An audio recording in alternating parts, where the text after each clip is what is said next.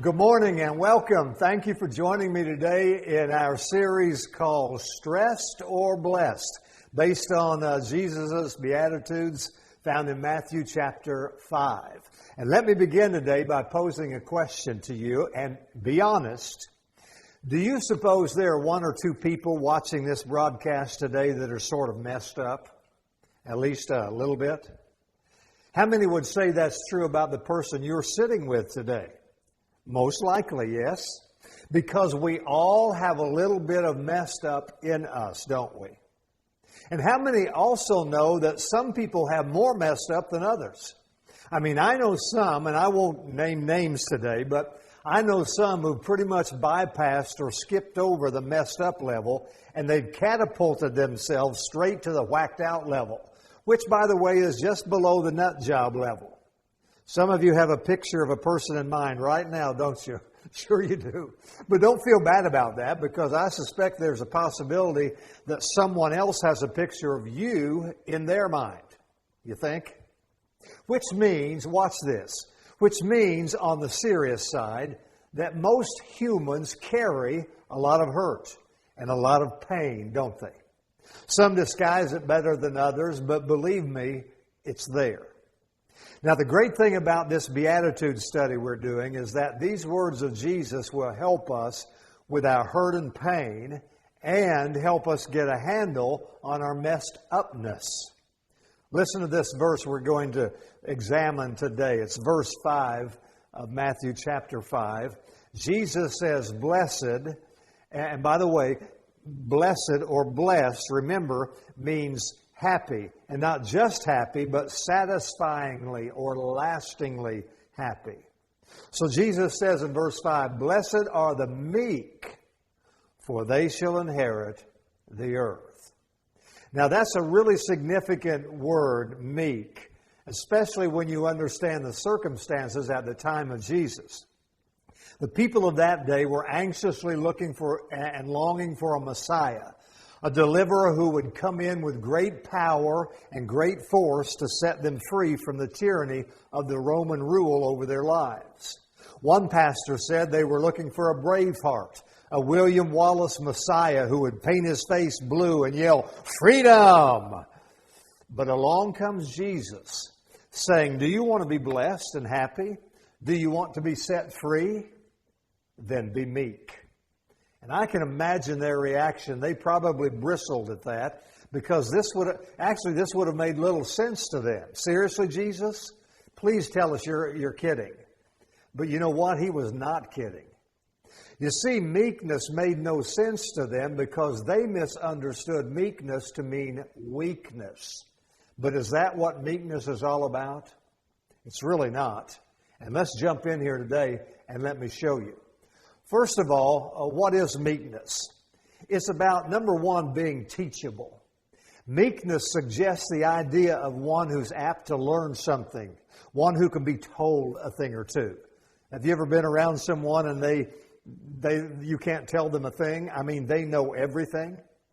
That's not a meek person. Meekness goes against the modern-day superstar mentality that we have in our culture that says, "I have all the answers for all my needs, all my questions, all my problems. I've got it." Like, probably a little bit like Muhammad Ali. When he was in his prime, he was flying on an airliner, and the story goes that a flight attendant walked past him and said to him, "Sir, you'll have to fasten your seatbelt." And Ali responded a little indignantly, "Superman don't need no seatbelt." And she replied, "Superman don't need no airplane either. Buckle up, sir." Good story, right? So meekness is about being teachable, allowing room for growth and learning, a person willing to observe and willing to change when needed. Blessed are those who know that they don't really know all there is to know. Number two, meekness is also about being under control. The Greek word that we translate as meekness was often used to describe horses whose naturally wild spirit had to be broken by a trainer. If you were to go out today, for instance, and see a racehorse run or a workhorse pull a heavy plow through a field, you would know immediately that you were watching an incredibly powerful animal, wouldn't you? That's the image Jesus is presenting here. Literally, meekness means great power that's under control. Let me tell you a quick story to illustrate that.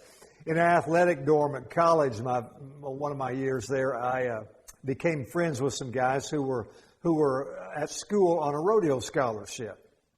So they decided one night in the dorm room, they decided I needed to learn how to ride bulls. And when you're in a dorm room late at night doing what college students do, that sounded, kind of like a pretty good idea to me. Well, we started that next week, and they started me out on a bucking barrel, which is basically a big 50-gallon drum that with ropes tied between two trees, and they've got a rope that they pull to make the thing go up and down and sideways or to simulate bucking. And so they had it rigged up near the practice arena, and I would get down there every few days and get on this bucking barrel, and I got to where I could somewhat do it. Not perfect, but I could somewhat do that. So it wasn't long after that, they promoted me to riding cows. Not bulls, but cows. Well, fast forward to the second semester of our school year that year, and they told me all of a sudden I was ready to try a real bull. So that afternoon at their practice, they got a bull ready for me, and then they got me all dressed and ready, and I climbed up and eased down on top of this bull. Now, I want to tell you something. I've ridden fast and powerful motorcycles. I've raced several very fast cars, powerful cars, even a little gas dragster. And I can tell you that the power you feel when you're on those machines is incredible. However, when I sat down on that bull that afternoon, I had never experienced anything like that. I mean, I could actually feel the power of that animal pulsating underneath me. And for a cowboy wannabe city kid, I mean, it was awesome. And I'll be honest too, I wasn't real sure I liked it. In fact, I was pretty sure I didn't like it. Well, the last thing I heard before they opened the gate was one of my cowboy friends saying to me, now just remember, Hailey, what we taught you. Stay in control. Think about it. In control. Just say to yourself, in control, in control. So I'm taking his advice. I'm thinking to myself, in control, in control. And so I nod, and they open the gate. And as soon as they did, that bull slung his head around, and I mean leaped up and forward at the very same time. And I'm thinking, out of control, out of control, out of control. I landed in the chute. I never even made it out of the chute. And there's more to the story, but I'm not going to tell you the rest of it. My point being, I know what power under control feels like, and I know power out of control, what it feels like, and I can promise you, under control is much better. And by the way, power under control in life and living, it's not just about being nice necessarily, or it's certainly not about lack of conviction. Rather, it is strength and conviction, but with the gentle Spirit of Jesus who resides in you. Listen to these words from the Apostle Peter. He said, Jesus who suffered for you is your example. Follow in his steps. He never sinned or deceived anyone. He never retaliated when he was insulted. Think about that. When he suffered, he did not threaten to get even. He left his case in the hands of God, who always judges fairly. Jesus not only said, "Blessed are the meek," he modeled, "Blessed are the meek," so that each one of us would have a living example of what meekness should look like in our own lives. All right, let's move on with another question. Not just what is meekness, but how can I know if I'm meek? If I am modeling meekness like Jesus was meek? Well, first of all, I would suggest you ask yourself this question. How do I react to my offenders? Because listen, it doesn't really take all that much self-discipline to like come to a church service on a Sunday, let's say, and keep yourself under control. It doesn't take a lot of self-discipline for that. The test is what happens when we leave the church, or today, for instance, where you're watching this, leaving your home. When we leave and get out in the real world, there's the test. The real world with traffic and tension and uncaring humans who may treat us harshly and unfairly. How do we respond then? The answer will be a good indicator of where you are on the meekness scale. Booker T. Washington is a name you're probably familiar with. He was, among other things, a great black educator and scientist. He faced bigotry and prejudice all of his life. And in his biography, he wrote this. Because someone had asked him about facing bigotry and prejudice, how he was able to do that with such a gentle spirit. He responded, "I will never allow another man to control or ruin my life by making me hate him." Now, how many of you know that is meekness? You see, when I scream, "You make me so mad," and I just explode all over you, I'm admitting that some other spirit, rather than God's spirit of meekness, is leading me, aren't I? The moment I lose control, the moment I lose my temper, the moment I start retaliating and seeking revenge, that's the moment I give up control of my life and hand it over to someone else. And I know some of the responses, "Yeah, but Pastor, screaming at someone really helps me sometimes." And I get that. But guess what? It's not a very good picture of Jesus, is it? And aren't we called to be His ambassadors to an unbelieving world? Yes, we are. In fact, listen to His words a little further, the words of Jesus in this Sermon on the Mount, down around verse 43. Listen to this. Jesus says, "You have heard the law that says love your neighbor and hate your enemy. But I say love your enemies. Pray for those who persecute you and do good to them. In that way, you will be acting as true children of your Father in heaven." Now, isn't that something? Jesus says, here's what the law says, but let me show you how grace works. Not only are we not to retaliate when we're offended, but also we are to love and do good and pray for those who offend us. But you see, that's grace, isn't it? That's mercy. Grace and mercy goes above and beyond, goes the second miles, if you will. Have you ever wondered what you would do if you were God? You probably had that thought at some time, maybe when you were a kid, I don't know, or maybe now. If you had ultimate power, in other words, over everyone and everything, how would you respond? How would you act? Let's say someone has really offended you. I mean, really done wrong by you. They're not your friend. They're closer to being your enemy. And here you are, you're God, or you have all the power of God, so that you could do anything you please to that person. Could be good. You could be good to them. You could be bad to them. You could be sweet to them or sinister to them. What would you do? How would you respond? Well, I would want them to be blessed and prosperous and happy. I would try to make their life good. That would be the response of Christ for sure. Or would you take a look at that offender and want to curse them? Make them suffer maybe the same pain and misery that they have caused you? You see, a meek person would respond with option number one, in love, desiring the best. Do you agree? But wow, Pastor, that's tough to do when you get hammered by someone like I got hammered this past week. And you know what? You're right. I get that. But just because it's hard does not mean it isn't doable.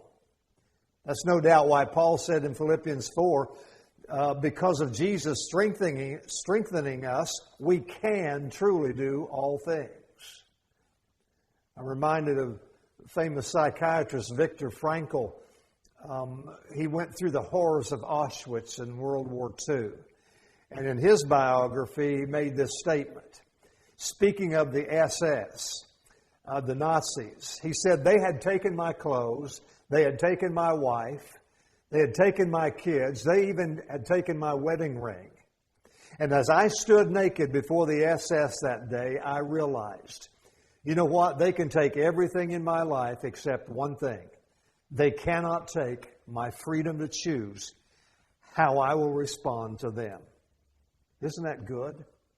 And what a picture of meekness. So, how can I know if I'm displaying meekness? Number one, how do I react to those who offend me? And number two, how do I relate to Jesus? By that, I mean, is Jesus a part of your life, or is Jesus your life? Because I assure you, there is a huge difference. Paul wrote these words in Colossians chapter 3. Your old life is dead. Your new life, which is your real life, even though invisible to spectators, is with Christ in God. He is your life. Now get that. Christ is not first place in your life. We want to put Christ first. He is not first place in your life. He is your life. That means Jesus is in you, with you, joined to you, and present in all aspects of your life. Which is why Paul wrote Philippians 1, for me to live is Christ and to die is gain. Notice Paul doesn't say that Christ is important to him or even number one. He says that to live is Christ. He's not trying to give Jesus a proper place among other things. Instead, he recognizes that Jesus is everything to him. And listen, this is huge for us. And it is also the key to this beatitude and all the other ones. Heck, it's the key to living triumphantly, period. Because if I know that Christ is my life, I don't have to stress trying to figure out ways to keep God in first place, whatever that actually even means. I can step off the religious treadmill and rest in knowing that Jesus is not just a part of my family, He's the life of my family. He's the life of my work. He's the life of my worship. He's the life of my prayer life, of my hobbies, my coffee drinking, my parenting, whatever. He's the life. One teacher illustrated it this way. How many of you were in some sort of scouting program going up? Girl Scouts, Boy Scouts, Cub Scouts, Brownies, that sort of thing. How many of you were not in Scouts? Let me see your hands. Losers. Do you at least buy the cookies when they come knocking? Okay. I was in Cub Scouts. I don't remember a lot about it. That's been a few years ago. Except for, I do remember the campouts and that two-finger pledge. You know, I promise to do my duty to God and my country and to strut my stuff when I'm wearing this really cool Cub Scout uniform. Something like that was our pledge. I'm sorry to say I never made it in Boy Scouts, which is the next step up. In fact, my friend and I started Boy Scouts, and then we were asked to leave after the first month, all because of a little incident that happened at a campout. And that's all you really need to know about it, okay? But I'll tell you something all Scouts really love. They love earning merit badges and then displaying them on a really cool-looking sash over their shoulder, like the picture. Now, this guy is obviously an overachiever. But Scouts love that. And there are merit badges for all kinds of things. I mean, chess, computers, camping, painting, rowing, sculpture, wood carving, scuba diving, shotgun shooting. I mean, everything. And my personal favorite, girls. Just kidding. Or was I? Anyway, when you earn these merit badges, you sew them onto your sash and you wear it all around looking cool, looking hip. So you say, Pastor, that's all well and good, but what does that have to do with meekness? Here's the deal. One of the reasons we have such a struggle with meekness or living out any of the qualities of Jesus is because we see Jesus as just one more merit badge. We go to church and tithe and say our prayers and occasionally read our Bible and make a positive confession or two and once in a while yell at the devil. So that earns us a Jesus badge, right? And it's such a cool patch for sure. In fact, after you earn it, you kind of get the little halo thing going and develop a little church boy or church girl swish when you walk down the street, right? I mean, you're feeling pretty cocky about yourself. But watch this. The Jesus badge only covers as much area as all the other badges. It doesn't matter if you put it at the top as the first badge or the last badge. It still just covers as much area as all the other badges. Why? Because that's what it is. It's just one of the badges. It occupies the same space as the hard worker badge, the family badge, the friend badge, the social conscious patch, the animal lover patch, whatever. And don't get me wrong, these are all great badges. And they all represent the different roles in our lives. But get this, Jesus is not one of the badges. Are you ready? Jesus is the sash. Now think about it. Does that make sense? The badges are all my roles and callings, but they are just part and parcel to who I am in Jesus. It's all wrapped up in Him. He is to be my everything, and He is to have my everything. So, living in meekness, or any other of these qualities of Jesus, is not about earning more spiritual merit badges so I can drum up the willpower to change and or live with meekness. No. It is about me trusting that all I need, everything I need, is already in me because He is in me. So a great way for you to read this verse that we're studying today is this way. Blessed are the meek, because meekness Himself lives in me. I am meek and I am blessed. All right, now, next time you see the words, that you read the words, or hear someone say, blessed are the meek, think about it that way. Because meekness Himself lives in me. I am meek, and I am blessed, and I can live that way that Jesus lives. All right, that's it for today. I'm going to stop right there. I hope this has been an encouragement to you. We're going to continue this series every week for the next 3 or 4 weeks. So I hope you will share this on your social media timelines. Invite your friends to be a part of it with us as well. If there's anything I can do for you, if I can pray for you about anything, if I can answer any questions you have, or anything that comes up, you contact me on social media. All the venues, there's a place for you to contact me. You can also go to our website, newdaychurchbrandon.org, and you can email me right then. I'll get back to you as quickly as I can. I'll promise to pray for you and help you any way possible. So thank you for joining me today. I hope you have a blessed rest of your week, and I hope that other people can see the meekness of Jesus in everything you say and everything you do. See you next time. Bye-bye.